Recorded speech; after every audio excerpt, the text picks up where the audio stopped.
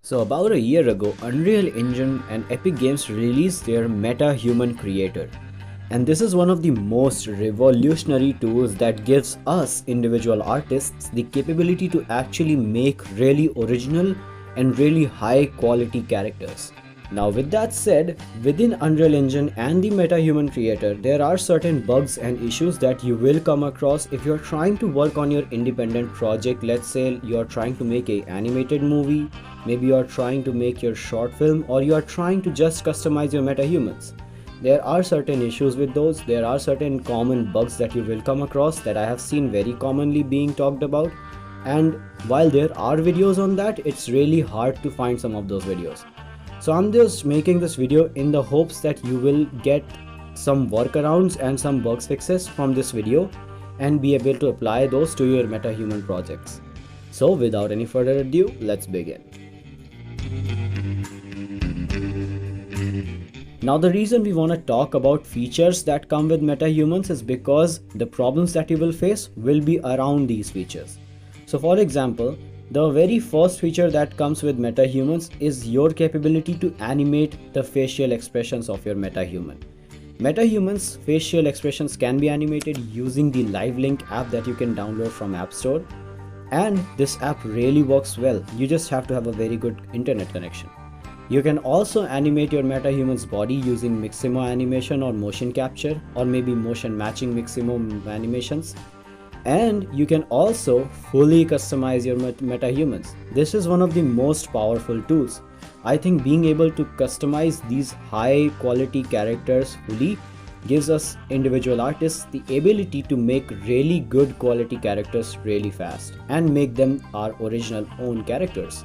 And this is really powerful for us individual artists, as we can make really high quality characters and then customize them fully to make them our own. And so let's now talk about certain bugs and certain issues and things that you need to keep in mind to avoid those bugs and issues. Now the reason I'm telling you to use Unreal Engine 5.1 is because for some reason Metahuman Animator had the least amount of bugs and issues in the version 5.1 of Unreal Engine. If you use any version that is later down the line, let's say 5.2 or 5.3, there are certain bugs and issues with facial animations and exporting the characters that you will not be able to fix as easily. The reason why you wanna use Unreal Engine 5.1 is because even if you encounter a bug, it's much more easier to solve that and work around that. For example, if you let's say wanna customize your Metahuman, you will have to export your Metahuman to the software of your choice, let's say Maya or Blender, with its original morph targets. And the issue with 5.2 and later versions of Unreal Engine is that for some reason they tend to lose their morph targets even if you follow each and every step carefully to maintain and sustain those morph targets. And if you lose those morph targets, you will not be able to animate the character properly, especially in case of facial animations. And so using 5.1 will give you the best chances. In fact, you will not even come across the issue of losing morph targets. You just have to export your character and you lose the morph targets. And then if you really want to use the later versions of Unreal Engine, you can just customize your character outside of Unreal Engine and then export it back to a later version of Unreal Engine, maybe 5.2 or later. But for the customization process and for the exporting process, you want to use Unreal Engine 5.1. Now another very annoying issue with the metahumans is the fact that your hair starts to disappear once you get away from your metahumans in the viewport within Unreal Engine. And there are multiple videos on this, and I am not trying to exaggerate this. There are multiple videos on this topic on how to fix this issue, and most of them don't work. In fact, 99% of the videos will tell you to increase your LOD in order to fix this issue.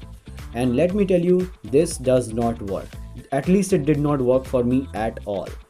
Within Unreal Engine 5.1 or any Unreal Engine that comes later down the line, the method of increasing your LOD doesn't work. And so I found this video with not a lot of views, and I want to give him credit, so I will link his video down in the description and you can check out his original video as well.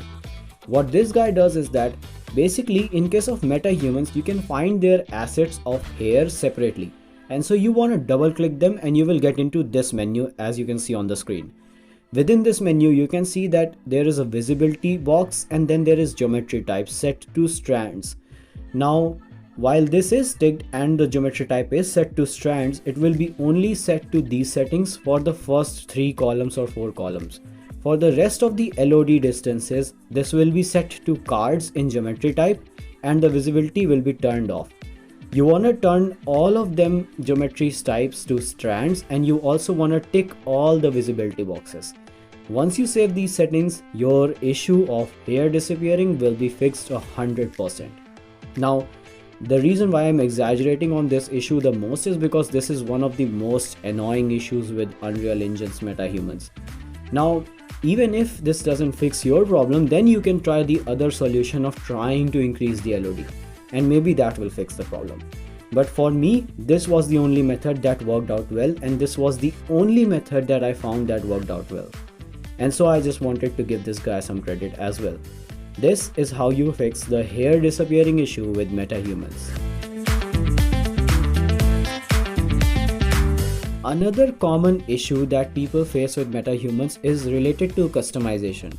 When you can finally customize your Metahuman, one of the issues that you will face is that you have to add cloth physics to certain parts of the Metahuman, but you don't know how to do that. Let's say you are making a character that has some armor pieces and that also has some cloth over the top of that armor, and you want only the cloth to have cloth physics. So how do you do it? Well, there is a pretty easy workaround for this, and it's not really talked about on YouTube. I don't know why. So the easy workaround is that when you customize your Metahuman within Blender, whatever part that you want to be cloth, you need to keep that part separate from the original mesh.